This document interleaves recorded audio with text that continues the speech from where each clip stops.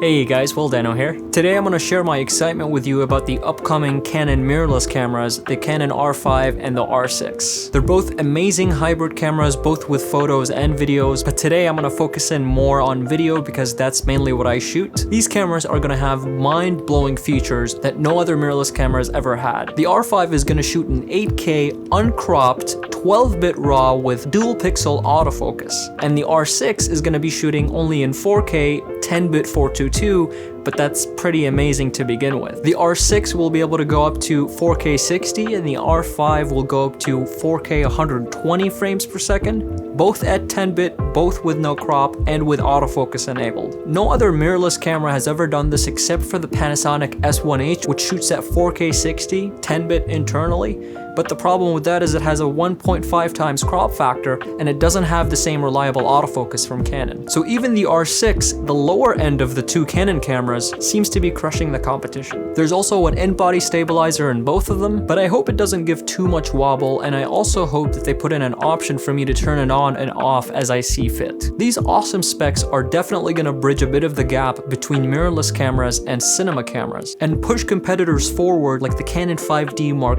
II did back in 2008, and I can't wait for what Sony answers with in their July announcement. One of the main criticisms online about these cameras seems to be about how they can overheat, especially the R5 with the 8K options and the 4K 120. After a certain period of time, depending on where you are and what the surrounding temperature is like, the camera might overheat and turn off, and when you turn it back on, it won't be able to record for as long as it originally did because it needs more time to cool off. Now, I don't see that as a huge problem. First, no one's going to be shooting in 8K RAW or 4K 120 for 20 minutes or more. That would take a ridiculous amount of drive space, and it will be super difficult to edit with even if you have an amazing computer. Also, no other camera in this size and price range can record in 8K RAW at full frame with reliable autofocus. If I were to complain about overheating issues while shooting in 8K RAW, then I would think the best choice would be to just save up for a cinema camera. The fact that Canon is offering this camera for about $5,400 Canadian is a pretty huge win.